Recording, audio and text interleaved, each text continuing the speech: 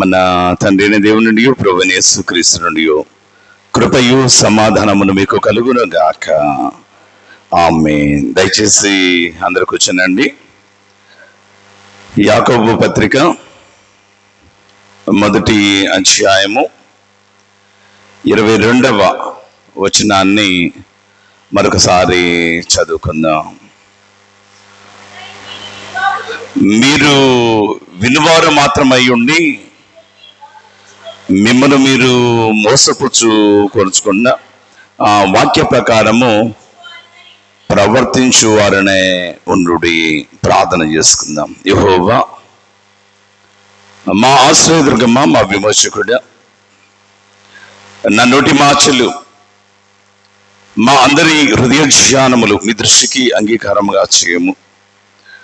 చదువబడిన లేఖనంలోని ఆధ్యాత్మిక సత్యములను మీరే మాకు బయలుపరచండి.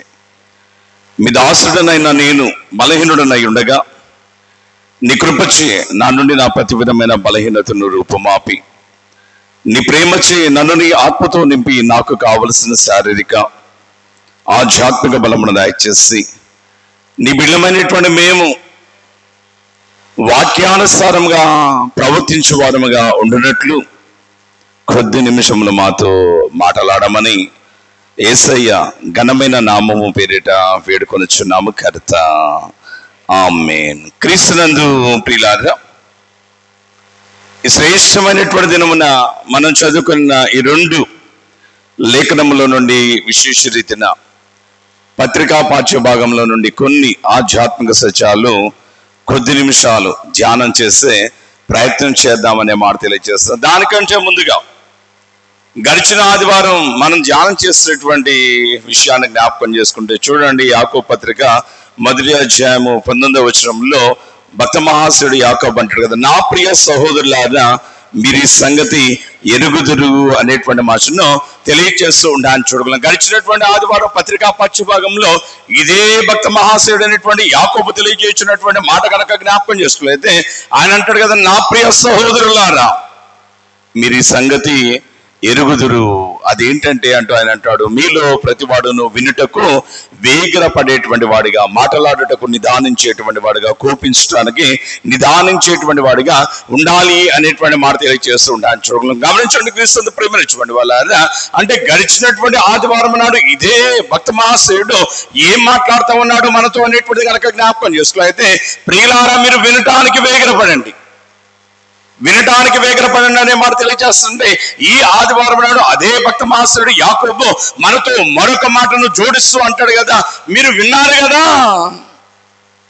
వినిన దాని ప్రకారము ప్రవర్తించువారుగా మీరు ఉండండి అనేటువంటి మాట తెలియజేస్తూ ఉండాలని చూడగలం. మన యొక్క జీవితాల్లో ఆనందం అనేటువంటిది, అభివృద్ధి అనేటువంటిది, సంతోషము, సమాధానం అనేటువంటిది లేకుండా పోవటానికి గల కారణం ఏంటి అనేటువంటిది కనుక జ్ఞాపకం చేసుకోఅయితే ప్రభునందు ప్రేమించుకోండి వాళ్ళ ఒకే ఒక కారణము అనే మాట తెలియజేస్తూ ఉండాలని చూడగలం. ఏంటి ఆ కారణం అనేటువంటిది కనుక జ్ఞాపకం చేసుకోలేతే మనం ఏం చేస్తామంటే రోజు ఇంట్లో కనుక జ్ఞాపకం చేసుకోలేతే ఏ ఛానల్లో వాక్యం వచ్చిందంటే ఆ ఛానల్ ఆన్ చేసి వింటా ఉంటాం. గుంట గ్రౌండ్లో మీటింగ్స్ అంటే అక్కడికి పోతాం, స్టేడియంలో మీటింగ్స్ అంటే అక్కడికి పోతాం, ఇంకో గల్లీలో మీటింగ్స్ అంటే అక్కడికి పోతాం, ఎక్కడ మీటింగ్స్ అంటే అక్కడికి పోతాం, ఎక్కడెవరు చెప్పినా కానీ అన్నీ వింటాం. విన్నటువంటి దాన్ని ఏం చేస్తామంటే అక్కడే వదిలిపెట్టేసేసి ఇంటికి వస్తాము అనేటువంటి మాట తెలియజేస్తూ ఉండాలని చూడగలం. అయితే ప్రభునందు ప్రేమించుకోండి వాళ్ళ మన కుటుంబంలో ఉన్నటువంటి మనము మన బిడ్డలైనటువంటి వాళ్ళు ఆరోగ్యంగా ఉండాలంటే అదిగా చేయాల్సినటువంటి పని కనుక చూసుకున్నైతే వంటగదిలో రోజు రుచికరమైన బలమైన ఆహార పదార్థాలు 10 వండుకుంటాం వల్ల ప్రయోజనం లేదు. వండుకున్న ఆ ఆహార పదార్థాలు ఏం చేయాలా, రోగం తగ్గాలంటే డాక్టర్ గారి దగ్గరికి వెళ్ళాం. ఆశయందన ఆయన ఒక 10 రకాల మెడిసిన్ టాబ్లెట్ రాశాడు. అవన్నీ కొనుక్కొని ఒక 10,000 రూపాయలు పెట్టి తీసుకొచ్చి దిండి కింద పెట్టుకుని పడుకున్నాం అనుకో, ఏమవుతుంది? రోగం మరింత పెరుగుతుంది. 10 రోజుల తర్వాత రామంటే 10 రోజుల తర్వాత వెళ్తే, సార్ మొన్నటి కంటే ఇప్పుడు మరింత కష్టంగా ఉందండి, ఆరోగ్యం ఉన్నాం అనుకోండి. నేను చెప్పిన మెడిసిన్ కొన్నాడు, ఆ రోజే కొన్నాను సార్, 10,000 రూపాయలని. అంటే మరి నువ్వు కొంటే మరి వాడితే అనే మాట తెలుసు. కొంటమైతే కొన్నాను కానండి, దాన్ని అయితే నేను వాడలేదంటే దానివల్ల ప్రయోజనం ఏమి ఉండదు అనేటువంటి మాట తెలియజేస్తున్నాను. చూడండి, ఎలాగైతే గమనించండి, క్రీస్తు ప్రేమించండి వాళ్ళ భోజన పదార్థాలు సిద్ధపరచుకున్నటువంటి తినకపోతే బలం ఉండదు, అదిగా మెడిసిన్ అనేటువంటిది వాడకపోతే ఆరోగ్యం అనేటువంటిది ఉండదు. అలాగే దేవుని యొక్క వాక్యం అనేటువంటిది విన్నంత మాత్రాన ప్రయోజనం లేదు. ఈ మాట నేను కాదండి, క్రీస్తు ప్రేమించండి వాళ్ళ కొండ మీద ప్రసంగంలో ప్రభు అయినటువంటి యేసయ్య అదిగా మత్తయి సువార్త 5, 6, 7 అధ్యాయాల్లో ఒక విస్తారమైన ప్రసంగం చేసి ఆ ప్రసంగం ముగింపులో ఆయన మాట్లాడుతూ అంటాడు కదా, కాగా ఈ నా మాటలు విన్నవారందరూ ధన్యులు అనల. విన్నవారందరూ ధన్యులు అనల. ఆయన అంటాడు కదా, కాగా ఈ నా మాటలు విని వాటి చొప్పున చేయు ప్రతివాడును బండ మీద తన ఇంచిని కట్టుకొనిన బుద్ధిమంతుని పోలి ఉంటాడు అనే మాట తెలియజేస్తుంటాడు. అంటే ప్రియులారా, ఎవరు బుద్ధిమంతులు, ఎవరు ధన్యులు, ఎవరు అదృష్టవంతులు అంటే ఎవరైతే వినిన వాక్యాన్ని హృదయంలో పదిలపరుచుకుని వాక్యానుసారంగా ప్రవర్తిస్తారో, ముందుకు సాగుతారో, అటువంటి వారు మాత్రమే అదృష్టవంతులు అనే మాట తెలియజేస్తుంటాడు. కాబట్టి క్రీస్తు ప్రేమించండి వాళ్ళారా, ఈ శ్రేష్టమైన నాన్న మన జీవితాలు అనేటువంటివి దేవుడు ఎలా ఉండాలని కోరుకుంటున్నాడు అనేటువంటిది కనుక జ్ఞాపకం చేసుకుని, మొదటి కీర్తనలో కీర్తనాకారుడు అంటాడు కదా, ఆకువాడక తమ కాలం ముందు ఫలం ఇచ్చే చెట్టులాగా ఉండాలని కోరుకుంటాడు. మనము చేయనదంతా సఫలం అవ్వాలని కోరుకుంటున్నాడు. మన కనుక చూస్తే ప్రతి విధమైనటువంటి ఇవులు మనము పొందాలని కోరుకుంటా ఉన్నాడు. ఇవన్నీ మనం పొందాలంటే మనల్ని ఏం చేయమంటున్నాడంటే, వాక్యము వినువారు మాత్రముగా ఉండకుండా వినిన వాక్య ప్రకారము మీరు ప్రవర్తించేవారుగా ఉండండి అనేటువంటి మాట తెలియజేస్తుండొచ్చు. వాక్యానుసారంగా ప్రవర్తిస్తే మన జీవితాలు ఎలా ఉంచవి అనేటువంటిది కనుక గమనించితే చదవండి. అపోస్తుల కార్యముల గ్రంథము 19వ అధ్యాయము 11వ వచనంలో ఒక మాట తెలియచేయబడుతూ ఉండటాన్ని జ్ఞాపకం చేసుకోవచ్చు. చూడండి, అపోస్తుల కార్యముల గ్రంథము 19వ అధ్యాయము 11వ వచనాన్ని గనక మనం చదువుకున్నట్లయితే అన్నట్టు, దేవుడు పౌలు చేత విశేషమైన అద్భుతములను చేయించెను. చూడండి, క్రీస్తు ప్రేమించండి వాళ్ళ వాక్యానుసారంగా నీవు నేను మనము గనక చేసినట్లయితే, ప్రవర్తించినట్లయితే మన జీవితాలు ఎలా ఉంటాయి అనేటువంటిది కనుక జ్ఞాపకం చేసినట్లయితే, దానికి బెస్ట్ ఎగ్జాంపుల్ గా ఈ అపోస్తుల కార్యముల గ్రంథంలో పౌలు అనే ఒక ఆయన కనపడతా ఉన్నాడు. ఈ పౌలు అనేటువంటి ఆయన గురించి గ్రంథకర్త రాయించినటువంటి మాట కనుక చూస్తే ఆయన అంటాడు కదా, దేవుడు నాడు చూశారు. ఆయన ఏం చేస్తాడంటే పౌలు చేత ఆర్థికంగా చూస్తే అనేకమైన విశేషమైన కార్యాలను చేశాడు, అద్భుతాలు ఆశ్చర్యాలు జరిగించాడు అనేటువంటి మాట తెలియజేస్తుండొచ్చు. అంత ఘనమైనటువంటి కార్యాలు చేయడానికి అసలు ఎవరి పౌలు, ఏంటి ఈయన బ్యాక్గ్రౌండ్, ఏంటి ఈయన పరిస్థితి అనేటువంటిది కనుక జ్ఞాపకం చేసుకుంటే చూడండి, ఇదే గ్రంథంలో 22వ అధ్యాయము, అపోస్తుల కార్యముల గ్రంథం 22వ అధ్యాయము 3వ వచనంలో ఈయన గురించి చెప్పబడుతూ ఉండటాన్ని మనం జ్ఞాపకం చేసుకోవచ్చు. చదువుతాళ్ళు ఏమంటాడు అక్కడ, నేను కిలికియాలోని తార్సులో పుట్టిన యూదుడను.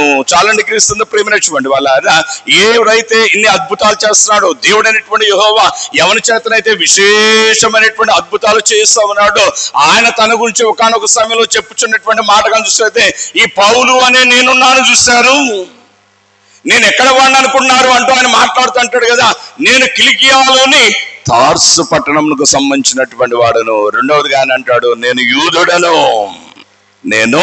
యూదుడను అనే మాట తెలియజేస్తుండొచ్చు. మూడవదిగా కింద వచనాలు ఆయన మాట్లాడుతూ అంటాడు కదా, నేను గమలీయేలు పాదాల వద్ద అధిక గంచితే వేదాంత విద్యను నేర్చుకున్నటువంటి వాడను అనే మాట తెలియజేస్తుండొచ్చు. అంటే క్రీస్తు ప్రేమనిటువంటి వాళ్ళ ఇక్కడ నాకు అర్థం కానటువంటి ఒక మాట ఏంటి అనేటువంటిది కనుక జ్ఞాపకం చేస్తున్నట్లయితే, తార్సు పట్టణంలో కేవలం ఈయనే పుట్టాడా? తార్సు పట్టణంలో ఈయనొక్కడే యూదుడా? అదిగా చూస్తే గమలీయేలు శిష్యుల్లో ఈయనొక్కడేనా, ఇంకెవడో లేడంటే ఇంకా చాలా మంది ఉన్నారండి. అయితే వాళ్ళు ఎవరి గురించి ఆత్మదేవుడు రాయటం లేదు, ఎవరి గురించి రాస్తున్నారు అనేటువంటిది కనుక జ్ఞాపకం చేస్తే కేవలము ఈ పౌలు అనేటువంటి ఆయన గురించి మాత్రమే మాట్లాడుతూ ఉన్నాడు, రాస్తా ఉన్నాడు. పౌలు అనేటువంటి ఈయనను గణపరుస్తా ఉన్నాడు అనే మాట తెలియజేస్తున్నాడు. చూడాలి కారణం ఏంటి, ఎందుకు ఆతగా కనిపిస్తే ఈ పౌలు అనేటువంటి ఈయనను దేవుడు ఇంతగా గణపరుస్తున్నాడు, హెచ్చిస్తున్నాడు అనేటువంటిది కనుక జ్ఞాపకం చేస్తే దీనికి సంబంధించినటువంటి పూర్తి వివరం అనేటువంటిది ఆత్మదేవుడు అపోస్తుల కార్యముల గ్రంథము 9వ అధ్యాయంలో మనకు చాలా క్లియర్ గా తెలియజేస్తూ ఉండటాన్ని జ్ఞాపకం చేసుకోవచ్చు. చూడండి 9వ అధ్యాయము 1-2 వచనాలు ఆయన అంటాడు కదా, సౌలు అతిగా కనిపిస్తే ప్రభు యొక్క శిష్యులను బెదిరించుచు అది కలిసినట్లయితే హత్య చేయటను, అది కలిసినట్లయితే ఆయనకు ప్రాణాధారమైనట్లు ప్రధాన యాజకుని వద్దకు వెళ్ళాడు అనేటువంటి మాట తెలియజేస్తున్నాను. చూడ అంటే ప్రభునందు ప్రేమించండి వాళ్ళ ఈ పౌలు అనేటువంటి ఆయన అంటే ఎవరైతే యూదుడని చెప్తున్నాడో, ఎవరైతే గమలీయేల వద్ద శిష్యరికం చేశానని చెప్తున్నాడో, ఎవరైతే తార్సు పట్టణంలో పుట్టాననేటువంటి మాట చెప్తా ఉన్నాడో, ఈయన చేస్తున్న పని ఏంటి అనేటువంటిది కనుక జ్ఞాపకం చేసుకున్నైతే ఈయనట గమనించండి, క్రీస్తు ప్రేమించండి వాళ్ళ క్రీస్తు యేసును విశ్వసించినటువంటి వారిని ఇబ్బంది పెట్టడమే ఈయన పని అంట. వాని హింసించుట, వాని హత్య చేయటం, వాని కొరడాలతో కొట్టడం అనేటువంటిది ఈయనకు ప్రాణాధారంగా పెట్టుకున్నాడు అనేటువంటి మచ్చను తెలియజేస్తూ ఉండటానికి జ్ఞాపకం చేసుకోవచ్చు. అంటే క్రీస్తుని ప్రేమినటువంటి వాళ్ళ ఈయనకి అన్నం లేకపోయినా బతుకుతాడు, నీరు లేకపోయినా బతుకుతాడు, అదిగా గాలి లేకపోయినా బతుకుతాడు. కానీ క్రైస్తవులు అనేటువంటి వాడిని హింసించకుండా మాత్రం ఈయన నిద్రపోయేటువంటిది లేదు అనేటువంటి మాట తెలియజేస్తున్నాడు. అంటే ప్రభునందు ప్రేమినటువంటి వాళ్ళ అంత భయంకరమైనటువంటి దుష్టత్వంలో, అంత భయంకరమైనటువంటి ఇబ్బందికరమైనటువంటి జీవితం అనేటువంటిది జీవించుచున్నటువంటి వాడు ఈయన అనేటువంటి మాట తెలియజేస్తున్నాను. చూడండి అయితే క్రీస్తుని ప్రేమించండి వాళ్ళ అంత ఇబ్బందికరమైనటువంటి, అంత భయంకరమైనటువంటి స్థితిలో ఒక వ్యక్తి జీవిస్తూ ఉంటుంటే ఆ వ్యక్తి గురించి జనరల్ గా మనం మాట్లాడేటువంటి మాటలు కనుక జ్ఞాపకం చేసుకున్నైతే అంత దుర్మార్గుడు బతికుండటం అవసరమా పాస్టర్ గారు అంటాం. అంత దుర్మార్గుడు బతికుండటం అవసరం అంటే ఆ మాటే కనుక అవసరం లేదు. అట్లాంటి వాళ్ళు బతకటం అంటే ఈరోజు నువ్వు బతికుండవు, ఇక్కడ నేను కూడా. మన మంచివాళ్ళం ఏంటి, మన మంచివాళ్ళం ఏంటి? అత్తల్ని ఇబ్బంది పెట్టే కోళ్ళు ఎంతమందో, తల్లుళ్ళు విసిగించే కూతుళ్ళు ఎంతమందో, అది చూస్తే తల్లిదండ్రులకు భూ పెట్టని బిడ్డలు ఎంతమందో, అదిగా కనిపిస్తే మేము మంచి వారమని పైకి చెప్పుకుంటూ కనిపిస్తే అంతరంగంలో ఈర్ష్య, అసూయ, స్వార్థము, అదిగా కనిపిస్తే పగ, వైరము, ద్వేషము, పనికి మాలినటువంటి మత్సరం అనేటువంటి ఇంకా దుర్గుణాలు కలిగినటువంటి వాడు వీరందరూ కూడా చూస్తే ప్రియులారా వీళ్ళందరూ కూడా కొట్టివేయాల్సి వస్తుంది. అయితే క్రీస్తుని ప్రేమినటువంటి వాళ్ళ మన దేవుడు ప్రేమామయుడు, ప్రేమ స్వరూపి ఉన్నాడు అనే మాట తెలియజేస్తున్నాను. చూడండి కాబట్టి క్రీస్తుని ప్రేమించుకోండి వాళ్ళ ప్రేమ కలిగినటువంటి దేవుడు అనేటువంటి యెహోవా ఆయనకున్నటువంటి ఆ ఆశ్చర్యకరమైనటువంటి ఆ అనంతమైనటువంటి ప్రేమను బట్టి ఎహెజ్కేలు గ్రంథం 18వ అధ్యాయంలో మాట్లాడుతున్నటువంటి మాట కనుక చూసినట్లయితే దుష్టుడు మరణం పొందటం వల్ల నాకే మాత్రమైన సంతోషము కలుగునా, దుష్టుడు పనికి మాలినటువంటి వాడు చనిపోతే నాకేమైనా సంతోషమా? నో కాదు కదా అంటూ ఆయన అంటాడు, వాడు తన ప్రవర్తనను మార్చుకుని నా తట్టు తిరిగిన ఎళ్ళ నేను సంతోషించేవాడను కాదా అనే మాట తెలియజేస్తున్నాను. చూడగలను అదిగా పిల్లలు అనేటువంటి వారు చేసేటువంటి తప్పిదాలను బట్టి తల్లిదండ్రులు అనేటువంటి వారు ఒకనొక సమయంలో విసిగిపోయి అంటారు కదా, అరే అసలు నా కడుపును చెడబుట్టావు, నువ్వు చస్తే నాకు మేలు అంటారు. అంటే చస్తే మేలు అంటే వాడిని తీసుకెళ్ళి బస్సు కింద లారీ కింద దూసేద్దామని కాదు వాళ్ళ ఉద్దేశం. అంటే బాధను బట్టి కానీ చూస్తే వెంటనే ఆ మాట అంటారు, కానీ వాడే కానీ చూస్తే మారాడు అనుకోండి, మరి నాయన అమ్మ ఇంతకాలం నేను పనికి మాలినటువంటి జీవితం జీవించాను, ఇక నేను అలా ఉండును అని కనుక తండ్రి దగ్గరకు వచ్చి చెప్పాడు అనుకోండి, ప్రియులారా వారి ఆనందానికి అవధులు అనేటువంటి లేదు అనే మాట తెలియజేస్తున్నాను. 1,00,000 కోట్ల రూపాయలు ఉన్నటువంటి వాడికి ఎంత సంతోషం ఉండిద్దో నాకైతే తెలియదు. కానీ అది చెడిపోయినటువంటి కొడుకు లేదా కూతురు తమ యొక్క ప్రవర్తనను మార్చుకుని తల్లిదండ్రులకు లోబడితే అంతకంటే సంతోషము తల్లిదండ్రులకు వేరొకటి లేదు అనే మాట తెలియజేస్తున్నాను. చూడాలి అయితే క్రీస్తుని ప్రేమించండి వాళ్ళ ఈ లోకపరమైనటువంటి తల్లిదండ్రులు అంత ప్రేమ అనేటువంటిది కలిగి ఉంటే మరి ప్రేమ స్వరూపే అనేటువంటి పరమ తండ్రి అనేటువంటి దేవుడు అది కలిసి ఇల్లు ఎటువంటి పరిస్థితుల్లో ఉన్నా, ఎంత ఏమైనా నీచమైన ఇబ్బందికరమైనటువంటి పరిస్థితులు ఉన్నా నా ఎదుకు వచ్చు వాడిని నేను తోసివేసేటువంటి వాడిని కాదని సెలవిచ్చుచున్నటువంటి దేవుడు. అది కలిసి దుష్టుడు మరణించడం వల్ల నేను సంతోషించేవాడిని కాదని చెబుతున్నటువంటి దేవుడు. మనం మన ప్రవర్తన సరి చేసుకుంటే సంతోషిస్తాడు. ఆయన పరమానంద భరితుడయ్యాడు. ఒక సత్యం ఏంటంటే సిలువలో యేసయ్య ఉన్నాడు, యేసయ్యకు కుడి పక్కన ఒకడున్నాడు, ఎడం పక్కన ఒకడున్నాడు. ఒకడు అన్నాడు కదా, నువ్వు రాజు అయితే, నువ్వు దేవుని కుమారుడు అన్నావు, సైన్యం అంటున్నావు, కత్తులు అన్నావు, కటాలు అన్నావు, నిజంగా అది నిజమే అయితే నిన్ను నువ్వు రక్షించుకుని నన్ను కూడా రక్షించు అన్నాడు. ఏ స్వామి వాడి మాట విన్నట్టుగా వదిలేశాడు. మరొకడు అన్నాడు కదా, తండ్రి నువ్వు రాజువే, నువ్వు దేవుని కుమారుడువే, నాకు అర్థమైపోయింది, నీకు రాజ్యం ఉంది, నీవు నీ రాజ్యంతో వచ్చినప్పుడు కాస్త నన్ను జ్ఞాపకం చేసుకో. నేను చేయని అన్యాయం లేదు, చేయని అక్రమం లేదు, నా జీవితం ఆపాదమస్తకం భయంకరం భయంకరం భయంకరం అయినా కానీ నీ కృపతో నన్ను మన్నించు అని చిన్న ప్రార్థన చేసరికి నేను అంటాను, క్రీస్తు ప్రియులారా, అన్ని దెబ్బలు తిని అంతగా అలసిపోయి అతిగా మేకులతో సిలువలో వేలాడుచున్న యేసయ్య వాడు పట్ల చూసి ఒక చిన్న నవ్వు ఉంటాడు, ఒక చిన్న నవ్వు ఉంటాడు. ఇదేరా నాకు కావాల్సింది అంటూ ఆయన అంటాడు కదా, నేడు నీవు నాతో కూడా పదా, కొద్దిసేపట్లో మన ప్రయాణం అనేటువంటిది అదిగా కనిపిస్తే ప్రారంభించబోతున్నాం అనేటువంటి మాటను ఆయన తెలియజేస్తున్నాడు. అది కావాలండి యేసయ్యకు. ఏం కావాలి యేసయ్యకు అనేటువంటిది కనుక జ్ఞాపకం చేస్తున్నట్లయితే, చెడిపోయిన బ్రతుకులు మార్చుకునేటువంటి వారు కావాలి.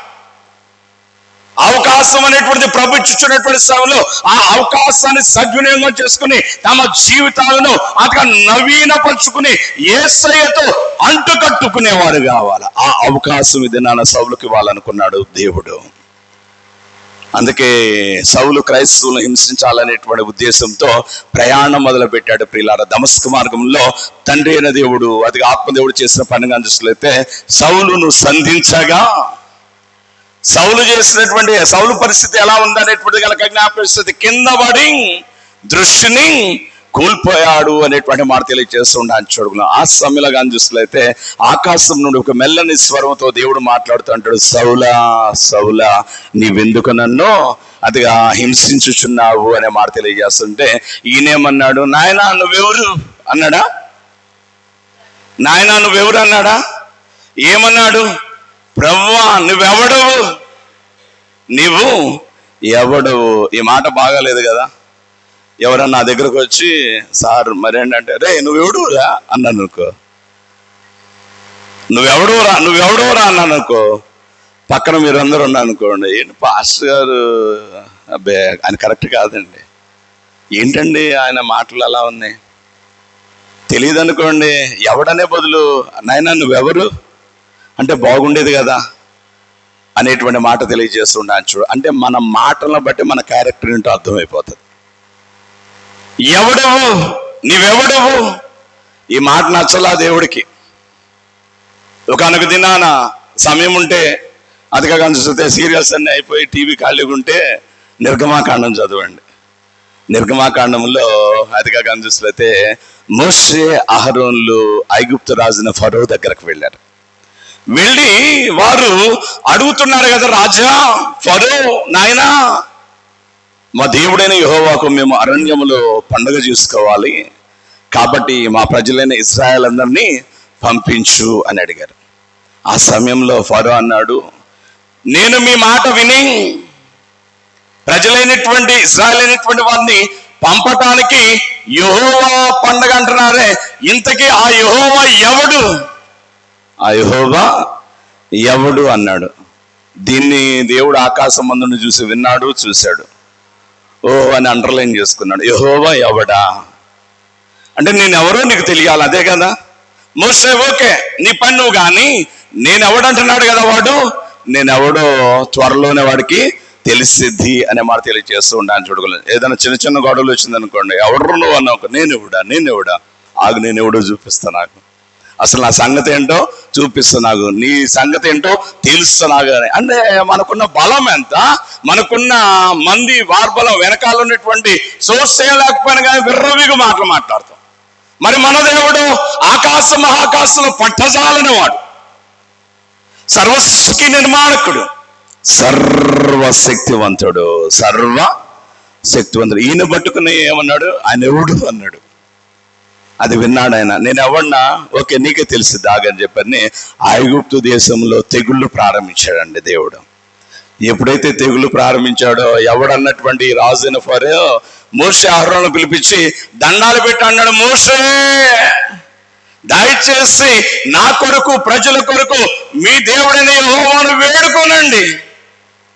మీరు పండగ చేసుకుంటానే పర్మిషన్ ఇస్తున్నాను, మీరు వెళ్ళండి. అయితే మోషే దేవుణ్ణి వేడుకొనండి, ఈ బాధలన్నీ మా నుండి తీసివేయమనండి అనే మాట తెలియజేస్తున్నాను. కాబట్టి మన మాట బాగుండాలి, మన చూపు, మన నడక, మన ప్రవర్తన, మన ప్రతి స్థితి అనేటువంటి దాన్ని బట్టి దేవుడు మనల్ని లెక్కించుచూ ఉన్నాడు. కాబట్టి మనము అన్ని విషయాల్లో చాలా చాలా జాగ్రత్తగా ఉండాలి అనే మాట తెలియజేస్తున్నాను. చూడగలం ఇది నాన్న కనుక జ్ఞాపకం చేసుకున్నట్లయితే కింద పడినటువంటి సౌలు అంటాడు కదా, ప్రభువా నువ్వెవడు అంటుంటే యేసయ్య ఆత్మదేవుడే కాస్త తగ్గించుకున్నాడు, ఒరే పిచ్చోడా నన్నెవడు అంటున్నావేంట్రా వెర్రోడా, అతిగా కానీ చూస్తే అంటూ ఆయన అంటే కదా, నీవు హింసించుచున్నా యేసుని నేనే అన్నట్టు. యేసుని నేనే.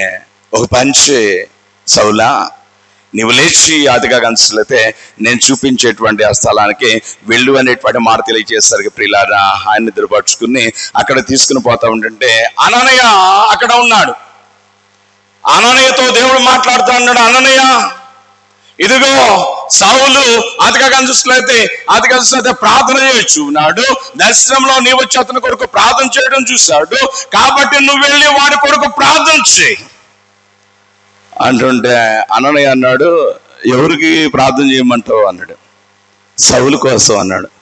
అసలు నీకు తెలుసో తెలీదా నాయన, సౌలు అనేవాడు ఎంత దుర్మార్గుడో తెలుసా, వాడు నీ ప్రజలను ఎంత హింసిస్తున్నాడో తెలుసా అనే మాట తెలియజేస్తుండొచ్చు. మనం కూడా అననీలాగానే ఉంటాం కొన్నిసార్లు. ప్రార్థన చేస్తుంటే మన ప్రార్థన ఏముంటది, మన గురించి, మన అక్కయ్య గురించి, మన చెల్లి గురించి, మన తమ్ముడు గురించి, మన అన్న గురించి, మన అమ్మ గురించి, అది వస్తే మన నాయన గురించి, మన భార్య గురించి, మన భర్త గురించి. ఆమేన్ ఆమేన్. ఈ ప్రార్థన మధ్యలో కానీ చూసలేదు అలా ఆలాపనగా కానీ చూస్తే మళ్ళీ తిట్టినోడో లేదంటే ఏదన్నా మాట్లాడినవాడో గుర్తొచ్చాడు అనుకోండి, ప్రభువా నువ్వేదో ఒకటి చేయాలి ఆయన అన్ని, మళ్ళీ లారీకి అప్పచెబుతావో, బస్సుకు అప్పచెబుతావో, ఆటోకి అప్పచెబుతావో, నీదే పని ఆయన, ఆయన మాత్రం నువ్వేదో ఒకటి చేయాలి ఆయన అంటూ అలా ప్రార్థనలు చేస్తావు. అయితే ప్రియులారా అలాంటి ప్రార్థనలు మనం చేయకూడదు. ప్రభు అయినటువంటి దేవుడు పరిశుద్ధ గ్రంథంలో చెప్పుచున్న మాట కనుక జ్ఞాపకం చేసుకున్నట్లయితే, పరమందున్నటువంటి తండ్రికి మీరు బిడ్డలగినట్లు మీ శత్రువుల కొరకై మీరు ప్రార్థన చేయండి అనేటువంటి మాట. మిమ్మల్ని హింసించు వారి కొరకు, మిమ్మల్ని నిందించే వారి కొరకు మీరు ప్రార్థన చేయండి. అంతగా మన ఆధ్యాత్మిక అనేటువంటిది ఎదగాలి, అంతగా ఎదగాలి మనం. అయితే మనం ఏం చేస్తున్నామంటే అది కాగానే చూసుకులైతే ఏం చేస్తున్నాం, ఈ అనగానే వాము విద్యుమతం వచ్చేసింది అనుకుంటున్నాం, విద్యుమతం వచ్చేసింది అనుకుంటున్నాం. లేదండి ఇంకా చాలా చాలా ఉంది అనేటువంటి మాటను తెలియచేస్తూ ఉండాలని జ్ఞాపకం చేసుకోవచ్చు. చూడండి క్రీస్తుని ప్రేమైనటువంటి వాళ్ళారా, అతిగా కానీ చూసుకులైతే ఇది నాన్న వెనకాలే ఉంది సైతాన్ లాగా అన్నమాట. కాబట్టి క్రీస్తుని ప్రియమైనటువంటి వాళ్ళారా ఈ శ్రేష్టమైనటువంటి నాన్న కనుక జ్ఞాపకం ఎదగాలి, మనం ఎదగాలి అనేటువంటి మాటను తెలియచేస్తూ ఉండడానికి జ్ఞాపకం చేసుకోవచ్చు. అయితే క్రీస్తుని ప్రియులారా, ఇక చూడు ఒక చిన్న మాటను బట్టి క్రీస్తుని ప్రియులారా, క్రీస్తుని ఎక్కడెక్కడే నా పరిస్థితి ఇప్పుడు గానుగిద్ద అయిపోయింది. ఇక ముందుకు వాళ్ళకి ఆడాడే తిరగాల్సినటువంటి దౌర్భాగ్యానికి అధికంగా చూసినట్లయితే కనబడుతూ ఉంటాను చూడకుండా. అయితే ప్రభునందు ప్రియులారా అననయ్య అంటున్నాడు కదా, ప్రభువా వాడి కోసమా అంటుండే. ఎస్, నువ్వు చెబుతున్న ఆ సౌలు కోసమే నువ్వు ప్రార్థన చేయనేటువంటి మాట చెప్తాను. లేదు నాయన ఆలోచించడం, లేదు లేదు లేదు లేదు నాకు తెలుసు కదా మొత్తం, నువ్వు ఇంతకాలం అతను జీవించిన విధానమే చూసావు, అతడు అన్యజనుల రక్షణార్థమై అనుభవించబోతున్నటువంటి ఆ భయంకరమైనటువంటి శ్రమలు బాధలు కూడా నేను చూస్తా ఉన్నాను. కాబట్టి నువ్వు వెళ్ళి ప్రార్థన చేయి అనేటువంటి మాట చెప్పేసరికి పిల్లారా, అంటే ఎప్పుడైతే ఆత్మదేవుడు అననయ్యతో మాట్లాడాడో, అంటే వాక్యం అనేటువంటిది అననయ్య అందుకున్నాడో, అననయ్య చేసినటువంటి పని కనుక జ్ఞాపకం చేస్తే వాక్యానుసారంగా ప్రవర్తించడం మొదలుపెట్టాడు. అంటే దేవుని మాట ప్రకారం చేయటం మొదలుపెట్టాడు. దేవుని మాట ప్రకారం చేయటం మొదలుపెట్టి ఇంటికి వెళ్ళినా చదువుకోండి అపొస్తలుల కార్యముల గ్రంథం 9వ అధ్యాయంలో, ఇప్పుడు దాకా నేను ఆడి కోసం ప్రార్థన చేయను, అసలు ఆడి ముఖం కూడా చూడను, ఆడు అసలు సత్యం మంచిది అన్నటువంటి పలికినటువంటి ఈ అననయ్యే అంటాడు కదా, అది కలిసి సౌలా నా సహోదరుడా, ఎంత చక్కగా అన్నాడండి. ఇప్పుడు దాకా ఏమన్నాడు, వాడికి అవసరం అసలు ప్రార్థన చేయను అన్నాడు. ఎప్పుడైతే దేవుడు అలా కాదు ఇలా అన్నాడు ప్రియులారా, తన మనసును మార్చుకుని దేవుని మాట ప్రకారం లోబడ్డాడు. దేవుడు చెప్పిన ప్రకారం చేయడానికి అడుగులు ముందుకు వేసిన ఈ అననీయ అంటాడు కదా, ఇప్పుడు దాకా ఆడంత దుర్మార్గుడు, ఆడంత చెడిపోయినాడు, ఆడంత దరిద్రుడు, దౌర్భాగ్యుడు అన్నటువంటి ఈ అననీయ అంటాడు, సౌలా నా సహోదరుడా ఎలా ఉన్నావు, ఏంటి నీ పరిస్థితి, ప్రార్థన చేసుకుందావా అంటే, సరే నాయన నా కోసం ప్రార్థన చేయనాయన అని ఎప్పుడైతే సౌలు అడగటం జరిగిందో ప్రియులారా, అదిగా అననీయ ప్రార్థన చేయటం జరిగింది. ఎప్పుడైతే అననీయ ప్రార్థన చేయటం జరిగిందో క్రీస్తునందు ప్రేమైనటువంటి వాళ్ళారా, ఆ సమయంలో గనక జ్ఞాపకం చేసుకులైతే సౌలు యొక్క కన్నుల నుండి పొరల వంటి విరాలుగా సౌలు దృష్టి పొందాడు. ఇంత అధికస్తే దృష్టి కోల్పోయినటువంటి ఈ సౌలు ఎప్పుడైతే అననీయ ప్రార్థన చేయటం జరిగిందో తద్వారా అక్కడ ఏం జరిగింది అనేటువంటిది కనుక జ్ఞాపకం చేస్తే చూపు పొందాడు. ఎప్పుడైతే చూపు పొందాడో ఈయన ఏం చేశాడు, అమ్మయ్య అని చెప్పి బట్టలు దులుపుకుని వెళ్ళిపోయాడు వెనక్కి. 10 మంది కుష్ఠరోగులు ఒకనొక దినాన యేసయ్య దగ్గరకు వచ్చారు. ఏంటి బాబు మీ బాధ అన్నాడు. స్వామి మా పరిస్థితి బాగాలేదు, మమ్మల్ని దయచూపవా అన్నాడు. సరే మీరు వెళ్ళండి స్వస్థపడతారు అన్నాడు. వీళ్ళు వెళ్తా ఉన్నారు, మార్గ మధ్యంలో 10 మంది శుద్ధులయ్యారు. వెనక ఎంతమంది వచ్చారు? ఒకడే. ఈ 9 మంది ఏమైపోయారు? ఒకడు సినిమాలు గుర్తొచ్చింది, ఒకడు ప్యాకాడు గుర్తొచ్చింది, ఒకడు ముందుసార్లు గుర్తొచ్చింది, ఒకడు వాడికి ఇల్లు గుర్తొచ్చింది, విందులు వినోదాలు అది కాస్తుంది, పనికి మన తిరుగులు గుర్తు, ఎటోడు అటు వెళ్ళిపోయాడు. మనం కూడా బాధలో, శ్రమల్లో, అవసరతల్లో అతిగా కనిపిస్తే సహాయం కొరకే ప్రభువా ప్రభువా ప్రభువా ప్రభువా ప్రభు అని ప్రార్థన చేస్తాం.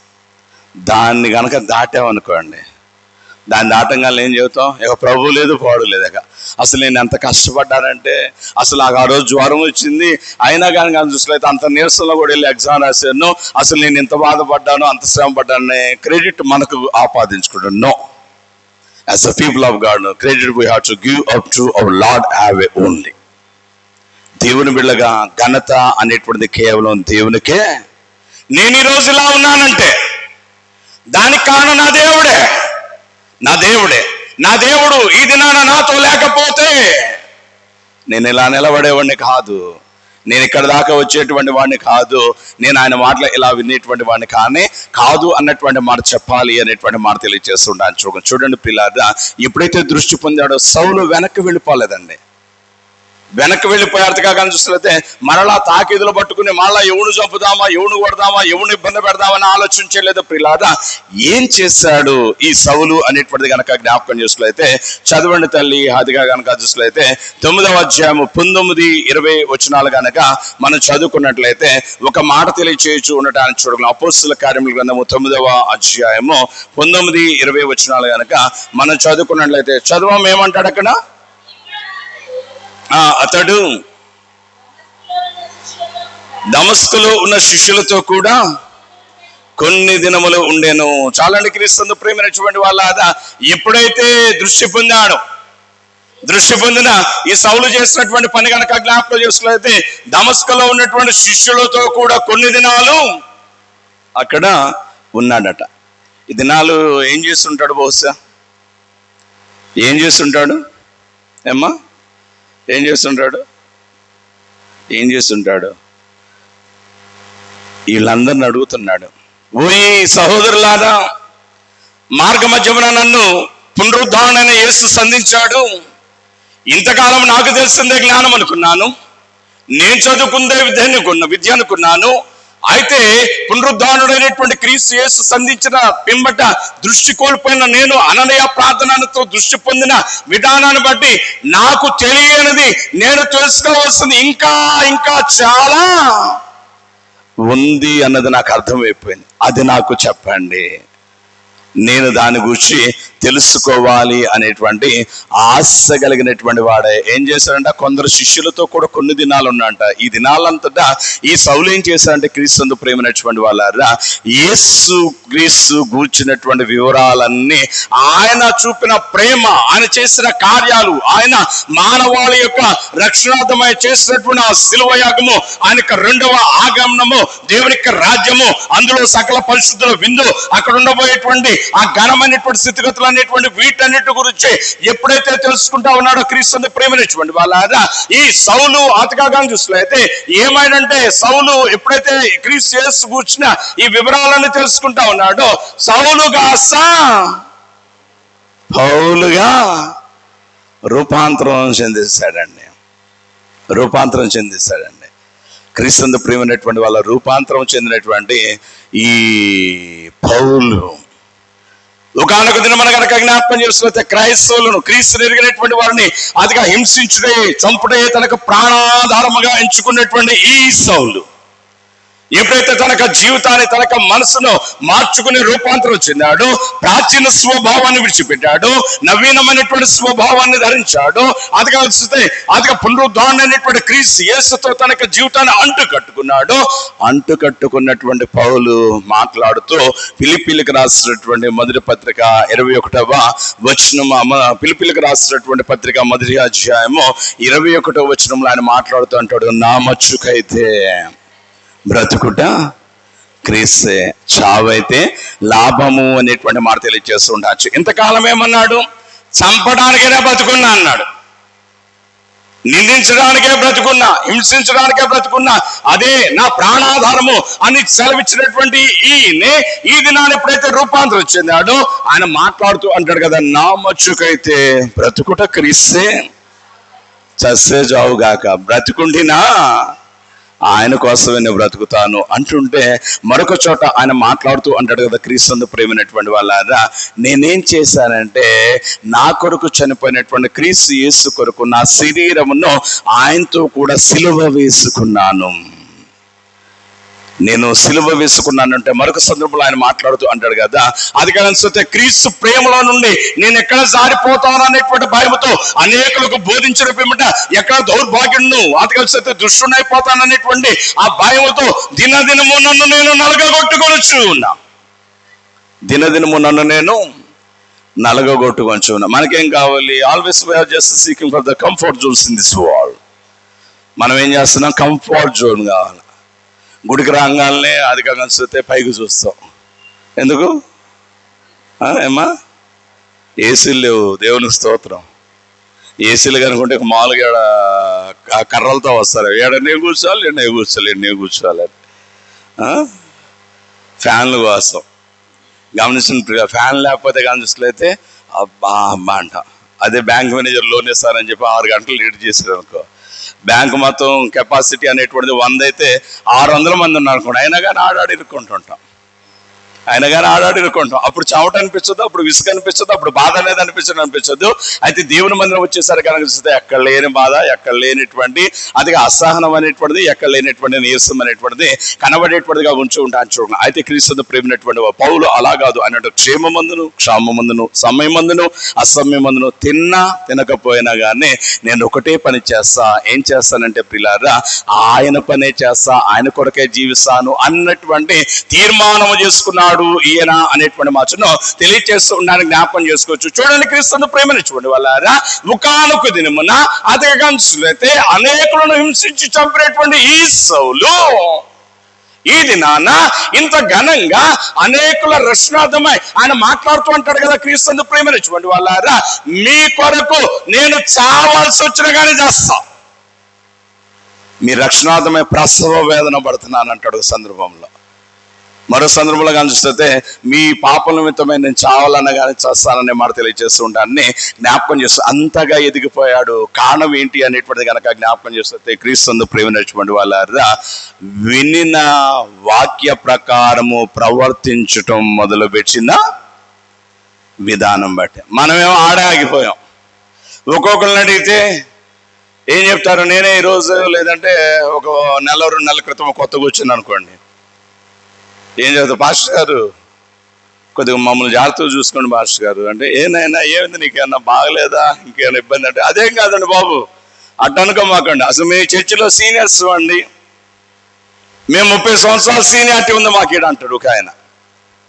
ఒక ఆమె వచ్చింది, ఆడు బొంద 30, నేను 40 పాస్టర్ గారు అంటది ఒక ఆమె. ఈ లోపం కూడా వస్తాడు, పాస్టర్ గారు ఆడేను 30 అంటున్నాడు, 40 అంటున్నాడు కదా, అసలు మా అమ్మ చర్చిలోనే గందనన్ను అంటాడు. నీకు 30 ఉందా, నీకు 40 ఉందా, నిన్ను చర్చిలోకి అవసరంలా. నువ్వు అన్ని సంవత్సరాలుగా దేవుని మందిరానికి వస్తుంటే, అన్ని సంవత్సరాలుగా దేవుని వాక్యాన్ని వింటుంటే నీవెంత ఎదిగావు,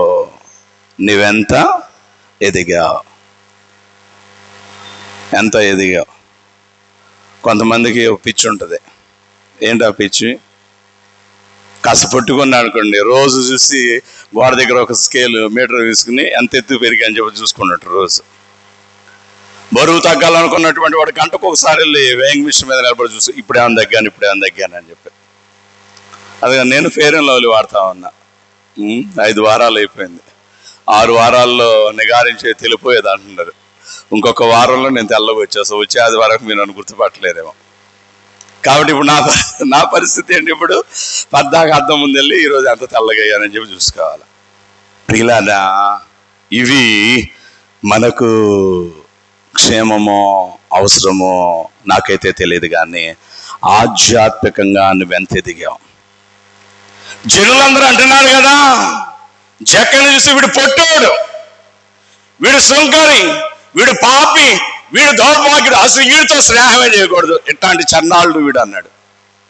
అయితే ప్రియులారా, యేసయ్య జక్క ఇంటికి వెళ్ళగా, యేసయ్య పాదాల దగ్గర జక్కే కూర్చుండగా యేసయ్య అనేక విషయాలు చెప్తే క్రీస్తు ప్రియులారా, ఆ వాక్యులన్నీ హృదయంలో పదిలపరుచుకున్నాడు. జక్కయ్య వాక్యానుసారంగా ప్రవర్తించడం మొదలుపెట్టిన జక్కయ్య అంటాడు కదా, ప్రభువా, with your permission I would like to say one thing to this people.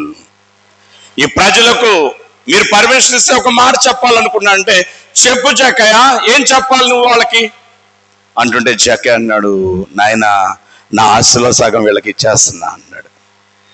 యవనబద్ధనైనా అన్యాయంగా తీసుకుంటే 4 అంతలు ఇస్తానంటున్నాడు. వెంటనే యేసయ్య అన్నాడు, రే ఎవడ్రా ఈ జక్కని చూసి పొట్టోడు అన్నాడట, ఈ జక్కని చూసి పాప అన్నాడట, ఈ జక్కని దౌర్భాగ్యుడు అన్నాడు కదా, మీరెన్నైనా అనుకోండి బాధలే, నేను చెప్తున్నానండి, ఈ జక్కయ్య నాడు చూశారంటూ అతని భుజమే చేవేసి దగ్గరికి లాక్కుని అతన్ని కానీ చూస్తే ప్రియులారా కౌగిలించుకుంటూ అంటాడు కదా, ఇతడు నిజముగా అబ్రహాము కుమారుడే, నేడు ఈ ఇంటికి రక్షణ వచ్చి ఉన్నది అనేటువంటి మాటను తెలియచేస్తూ ఉండడానికి జ్ఞాపకం చేసుకోవచ్చు. కారణం ఏంటి అనేటువంటి కనుక చూస్తే ప్రియులారా, వాక్యానుసారంగా ప్రవర్తించిన విధానంలో వచ్చి ఇది సౌలు కూడా ఎప్పుడైతే తన మార్గం, తన ఆలోచనలు, తన ఉద్దేశాలు ఇంత కనుక తను అవలంబించినటువంటి స్థితిగతులు తప్పని తెలుసుకుని పునరుద్ధరణమైనటువంటి అదిగా క్రీస్తు యేసుతో సంధింపబడి తన మార్గాన్ని సరి చేసుకున్నాడు, వాక్య ప్రకారం ప్రవర్తించడం మొదలు పెట్టాడు.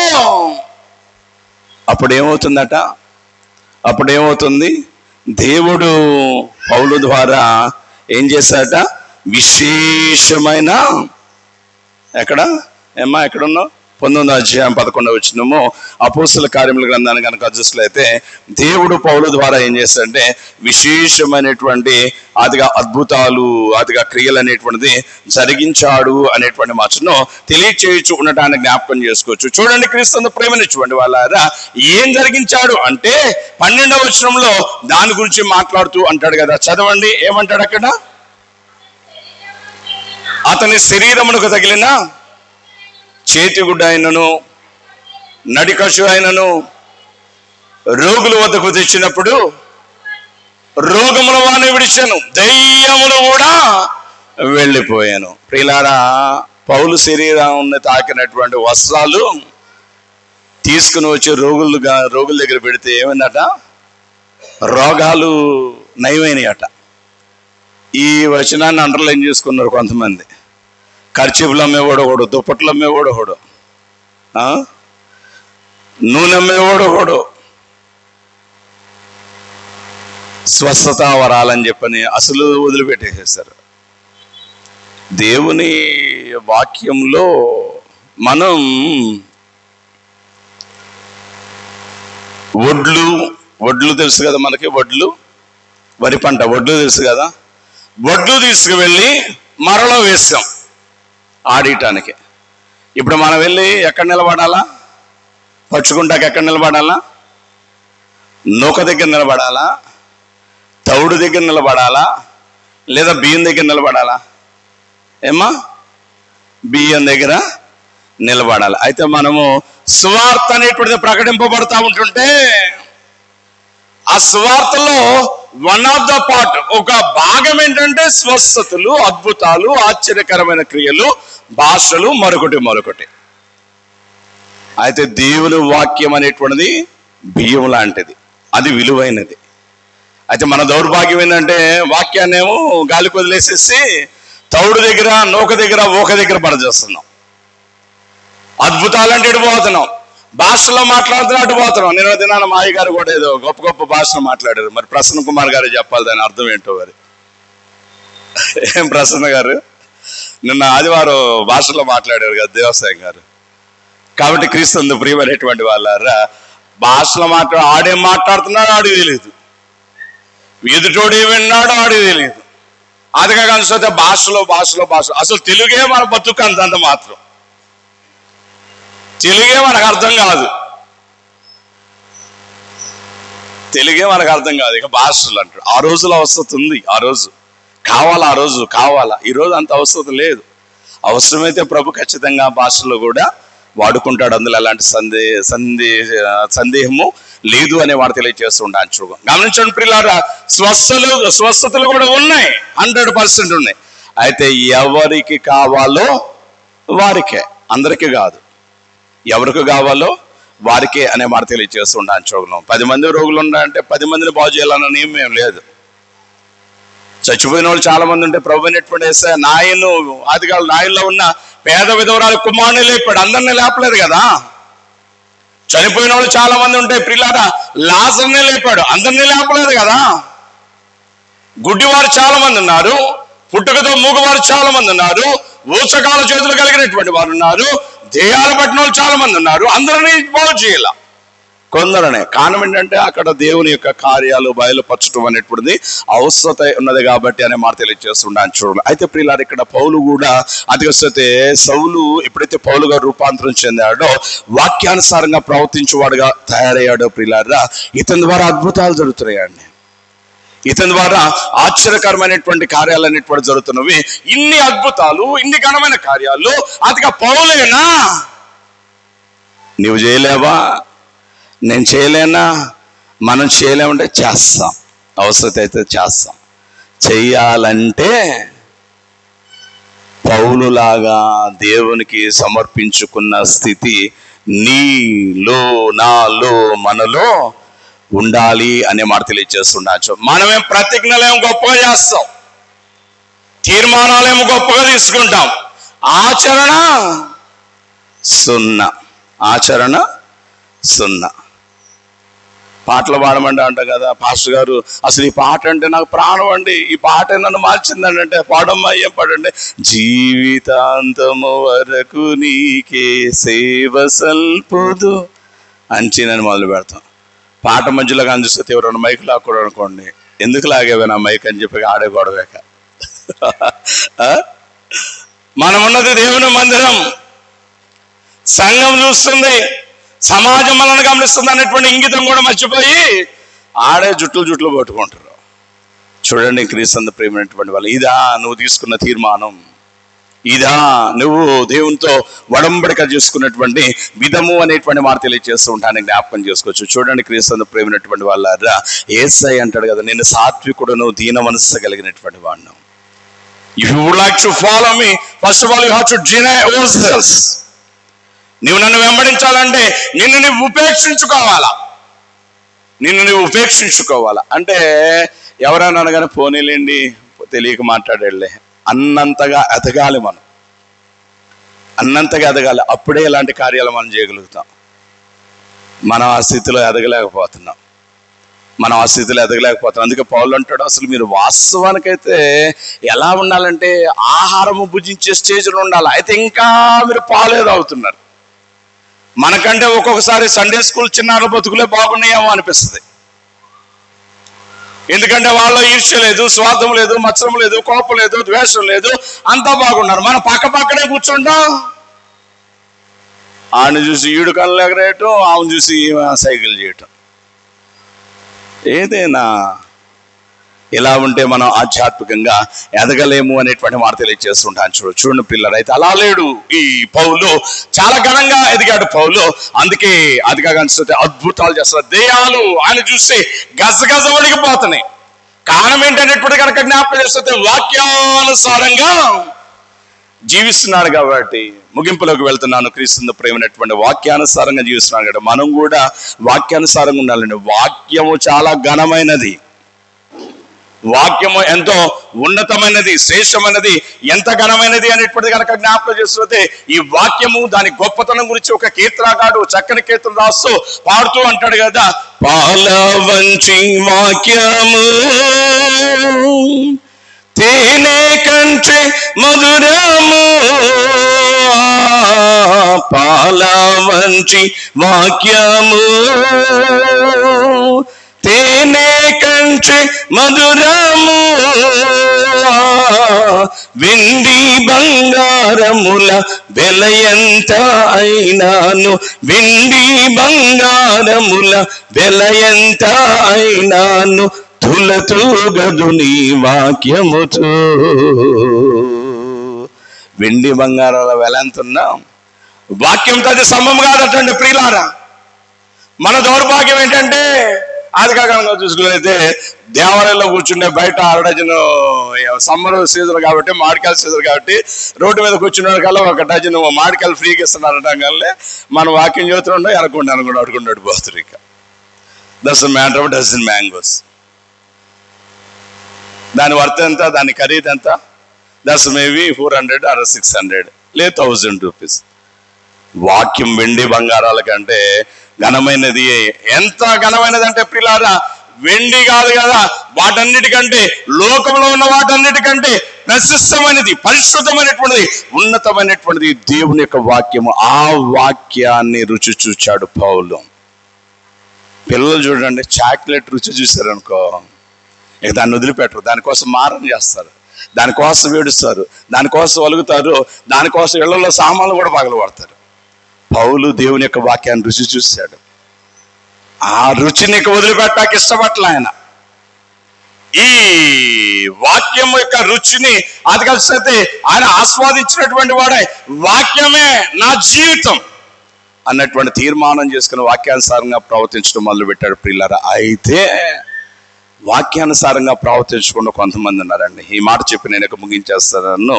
చూడండి, అపోస్తల కార్యముల గ్రంథము 19వ అధ్యాయము 18-19 వచనాలు గనక జ్ఞాపకం చేసుకున్నట్లయితే, పౌలు ఆదిగా అపోస్తలులైనటువంటి వారు చేసినటువంటి పని కనుక జ్ఞాపకం చేస్తే, వాక్యానుసారంగా ప్రవర్తిస్తూ ఆయా సమయాల్లో చేసినటువంటి పని కనుక చూస్తే, దెయ్యాలను చూసి అన్నాడు కదా, నజరేయుడైన యేసయ్య నామములో వీడిని విడిచిపెట్టు అనగానే దెయ్యాలు గజగజ వణికి పారిపోయినవాట.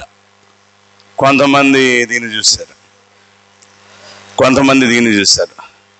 దీన్ని చూసి మొదలు పెట్టారు. చదువు తల్లి ఏమంటాడు అక్కడ? 18-19 అపోస్తల కార్యముల గ్రంథము.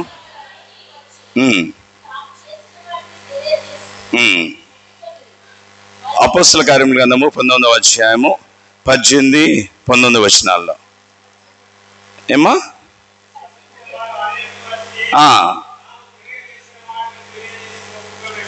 చాలండి క్రీస్తు ప్రియులారా. అయితే ఆ తర్వాత భాగంలో కనుక జ్ఞాపకం చేసుకున్నైతే, అక్కడ స్కెవయ అనేటువంటి ఒక ప్రధాన యాజకుడు గురించి రాస్తూ ఉంటాడు. ఈ స్కెవయకి 7 కుమారులు ఉన్నారట.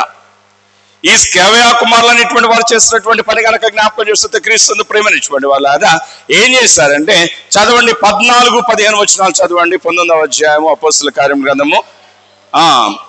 చూడండి, ఆయన అంటాడు కదా, క్రీస్తు ప్రేమైనటువంటి వాళ్ళ ఎక్కడ యూదుడైనటువంటి స్కెవయ అను ప్రధాన యాజకుడు అదిగా చూస్తే కుమారులు ఉన్నారు, 7 ఉన్నారు. వారు ఏం చేశారంటే ప్రియులారా, ఒక దెయ్యం పట్టినటువంటి వారి దగ్గరికి వెళ్ళి అన్నారట కదా, నజరేయుడైన యేసు నామములో వీడిని విడిచిపెట్టి అన్నారట. వీరెవరు? ప్రధాన యాజకుని కుమారులు. వీరేం ఏమంటున్నారు? ఇది నాన్న, నజరేయుడైన యేసు నామములో వీడిని విడిచిపెట్టానండి. ఎప్పుడైతే నజరేయుడైన యేసు నామములో విడిచిపెట్టమని వీళ్ళు అదిగా యేసయ్య నామ ఉచ్చాటన చేశారు ప్రియులారా, ఆ దెయ్యము పట్టినటువంటి వాడు వీళ్ళ మీద పడి వీళ్ళ 7 బట్టలు ఊడదీసి వారిలో 2 లొంగ తీసుకొనేను అనే మాట తెలియజేస్తున్నాను. చూడగలం. పౌలేమో వస్తుంటే దెయ్యాలు గసగస ఉడికిపోతున్నాయి. మరి వీళ్ళేమన్నారు? నజరేయుడైన యేసయ్య నామంలో వీళ్ళని విడిచిపెట్టండి అంటే మరి వీళ్ళని చూసి కూడా భయపడాలి కదా. వీళ్ళ మీద పడి వీళ్ళదంట మొదలు పెట్టిన దెయ్యాలు. తంతే పర్వాలేదండి ప్రియులారా, దెయ్యాలు మాట్లాడుతుండ్రు, రేయ్ యేసయ్య నామంలో అని మీరు మాట్లాడుతున్నారేంటి? యేసు ఎవరో నాకు తెలుసు, పౌలు ఎవరో నాకు తెలుసు, మీరెవర్రా ఆయన నామాన్ని ఉచ్చాటన చేయడానికి అంటూ వాళ్ళ మీద పడే వాళ్ళను లోపరుచుకున్నాడు. అంటే వీడు వాక్యానుసారంగా ప్రవర్తించట్లా. అందుకే దేవుని యొక్క శక్తి మొత్తం అనేటువంటిది వీరిలో లేకుండా పోయింది అనేటువంటి మాట తెలియజేస్తున్నాను. చూడండి, క్రీస్తును ప్రేమించినటువంటి వాళ్ళ నజరేయుడు అనేటువంటి యేసయ్య నామం పేరిట దెయ్యాలు కూడా లోపడతాం అనేటువంటి ఆ సంఘటన ఎప్పుడైతే అక్కడ ఉన్నటువంటి మాంత్రికులందరూ కూడా చూసారో క్రీస్తు ప్రియులారా, ఆ మాంత్రికులందరూ వారి యొక్క జీవితాలు మార్చేసుకుని వాళ్ళ దగ్గర ఉన్నటువంటి ఆ మంత్ర సంబంధమైన పుస్తకాలన్నీ తీసుకొచ్చారట. పుస్తకాలన్నీ తీసుకొచ్చి ఏం చేశారు? మధ్యలో పడేసి కాల్చి వేశారట. ఆ పుస్తకాల ధర అంత అంటే గ్రంథకర్త రాస్తుంటాడు 50,000 వెండి రూకలు అంటాడు. ఎంతట? 50,000 వెండి. మన గురువు గారు యోధా గారు యేసయ్య నమ్ముకున్నాడు. ఎంతకు అమ్ముకున్నాడు?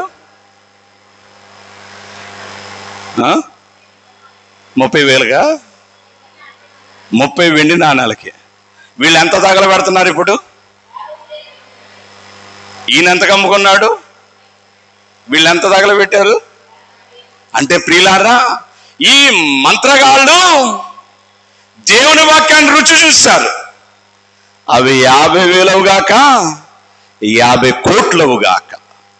మా జీవితాన్ని దేవునికి సమీపంగా ఉండకుండా మా జీవితాన్ని దేవునికి దూరం చేసి మా జీవితాన్ని నాశనం చేసి ఈ మాంత్రిక విద్యకు సంబంధించిన ఈ పుస్తకాలు మా దగ్గర ఉండడానికి వీల్లేదు. వీటిని ఏం చేయాలా? కాల్ చేసేయాలన్నాడు. ప్రియులారా, మరి మనం కూడా ఏం చేయాలా? ఈ మాట చదువుకోగానే ఈ మాటను వచ్చినాను మనకు అప్లై చేసుకోవాలి. మంత్రగాళ్ళు దేవునికి దగ్గరగా ఉండకుండా ఉండటానికి కారణం ఈ మాంత్రిక పుస్తకాలే కదా. కాబట్టి వాళ్ళు వాటిని తగలబెట్టారు. ఈ మాట బట్టి మనం ఏం చేసుకోవాలా?